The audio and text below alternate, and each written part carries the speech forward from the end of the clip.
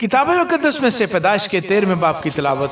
اور ابراہیم مصر سے اپنی بیوی اور اپنے سب مال اور لوط کو ساتھ لے کر کنعان کے جنوب کی طرف چلا، اور ابراہیم کے پاس چوپائے اور سونا چاندی بکثرت تھا، اور وہ کنعان کے جنوب سے سفر کرتا ہوا بیت ایل میں اس جگہ پہنچا جہاں پہلے بیت ایل اور عئی کے درمیان اس کا ڈیرا تھا، یعنی وہ مقام جہاں اس نے شروع میں قربان گاہ بنائی تھی، اور وہاں ابراہیم نے خداوند سے دعا کی۔ اور لوط کے پاس بھی جو ابراہیم کا ہم سفر تھا بھیڑ بکریاں، گائے بیل اور ڈیرے تھے، اور اس ملک میں اتنی گنجائش نہ تھی کہ وہ اکٹھے رہیں، کیونکہ ان کے پاس اتنا مال تھا کہ وہ اکٹھے نہیں رہ سکتے تھے۔ اور ابراہیم کے چرواہوں اور لوط کے چرواہوں میں جھگڑا ہوا، اور کنانی اور فرزی اس وقت ملک میں رہتے تھے۔ تب ابراہیم نے لوط سے کہا کہ میرے اور تیرے درمیان اور میرے چرواہوں اور تیرے چرواہوں کے درمیان جھگڑا نہ ہوا کرے، کیونکہ ہم بھائی ہیں۔ کیا یہ سارا ملک تیرے سامنے نہیں؟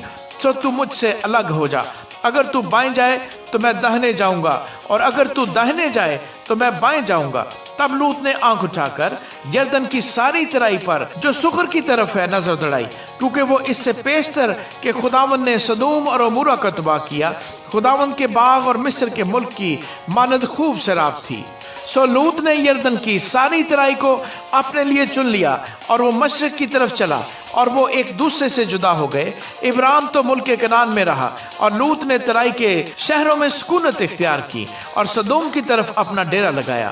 اور سدوم کے لوگ خداوند کی نظر میں نہایت بدکار اور گنہگار تھے۔ اور لوط کے جدا ہو جانے کے بعد خداوند نے ابراہیم سے کہا کہ اپنی آنکھ اٹھا، اور جس جگہ تو ہے وہاں سے شمال اور جنوب اور مشرق اور مغرب کی طرف نظر دوڑا، کیونکہ یہ تمام ملک جو تو دیکھ رہا ہے میں تجھ کو اور تیری نسل کو ہمیشہ کے لیے دوں گا، اور میں تیری نسل کو خاک کے زروں کی مانند بناؤں گا، ایسا کہ اگر کوئی شخص خاک کے زروں کو گن سکے تو تیری نسل بھی گن لی جائے گی۔